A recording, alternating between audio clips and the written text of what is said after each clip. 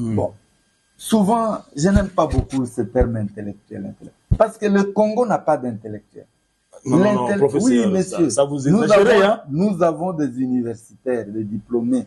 Ils sont compétents, ils savent calculer les formules mathématiques, ils savent réciter les ouvrages, tous les ouvrages écrits dans le monde. Mais l'intellectuel, le vrai intellectuel, c'est celui qui trouve dans son intelligence, n'est-ce pas, des éléments pour résoudre les problèmes qu'il y a dans le pays. Or, dans ce domaine-là, vous savez que nous sommes dans l'échec, n'est-ce pas? Plus nous avons des ingénieurs, plus nous avons des coupures de courant, plus nous avons des trous dans les routes, plus nous avons des agronomes, plus nous importons les mauvais riz, hein, les mauvais poissons. D'ailleurs, n'est-ce pas? Plus nous avons des juristes, n'est-ce pas? Comprenez vous-même que tout le monde qualifie, comment tout le monde qualifie aujourd'hui la justice congolaise. Pourtant, nous avons énormément de juristes. C'est la faculté qui produit le plus au pays, n'est-ce pas? Plus nous avons des économistes, plus notre économie est fragmentée, on n'a pas d'économie. Quel paradoxe, ça c'est un paradoxe. Voilà, ce sont des paradoxes qui doivent nous faire comprendre que nous ne sommes pas sur la voie intelligente. Wow. Et que nous devons nous remettre en question, remettre en question ce qu'on a fait de nous, pour que nous puissions nous construire comme intellectuels véritables. N'est-ce pas? Ce n'est pas parce que vous parlez bien français. J'ai suivi je pense le président du Mali, je pense. Nos intellectuels aujourd'hui, si on décrète, n'est-ce pas? Si on décrète aujourd'hui que le français n'est plus la langue officielle au Congo, hein? Mais nous devenons tous des analphabètes. Qui sait parler correctement sa langue? C'est une grande réflexion. Voilà, écrire ça, pour que nous puissions, n'est-ce pas, répandre l'intelligence. Aujourd'hui, nous, les pseudo-intellectuels, n'est-ce pas?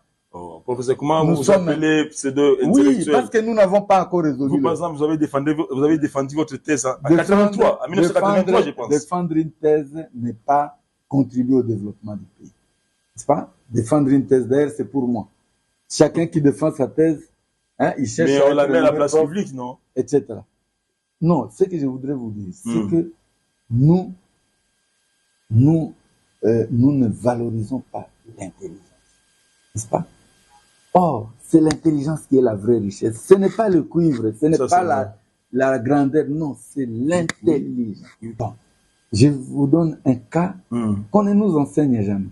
Vous savez que quand nous on était élèves, on nous disait le cas du Japon est inimitable. Ah bon? C'est ce qu'on nous disait. Et quand je cite l'exemple de la Corée du Sud, qui a été, la Corée d'abord avait été colonisée par les Japonais, n'est-ce pas? Et dans la lutte de l'hégémonie entre les Russes et les autres, n'est-ce pas? On a scindé la Corée en deux. La Corée du Sud était dans un état piteux par rapport à nous. Et dans les années 70, Mobutu a fait des dons de bancs à la Corée du Sud. N'est-ce pas? Dans leur musée, c'est clair, dons d'Isaïe. N'est-ce pas? Et un général a pris le pouvoir.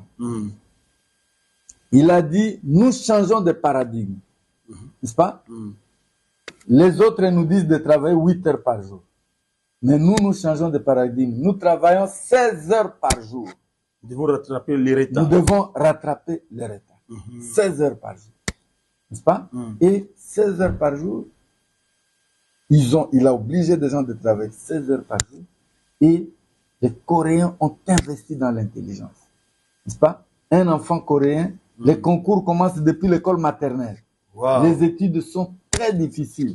N'est-ce pas? Un étudiant coréen dort 4 heures par jour parce qu'il a des concours de toutes sortes. Et voilà, en un rien de temps, ce pays qui n'a rien, n'est-ce pas, est aujourd'hui parmi les 10 premières puissances du monde. Vraiment. Alors, professeur, voilà. Puisque notre thématique, notre thème, l'Occident contre le développement en Afrique ou en RDC, s'inspire de votre livre La mondialisation, je dirais même la mondialisation, l'Occident et les Congo-Kinshasa. Je pense que les réalisateurs sont en train de passer ça à l'écran, c'est déjà pris. Alors, voulez-vous clore cette émission pour me faire comprendre si j'ai compris votre idée? C'est comme si vous voulez dire que l'Occident ne va jamais développer l'Afrique en général et la République démocratique du Congo en particulier. C'est ce que vous voulez dire? Oui. Comment ça? J'assume. Vous assumez ça? J'assume. Quand on a des banques mondiales, des FMI, etc. Ce sont les institutions les plus dangereuses, les plus nocives, n'est-ce pas? Aucun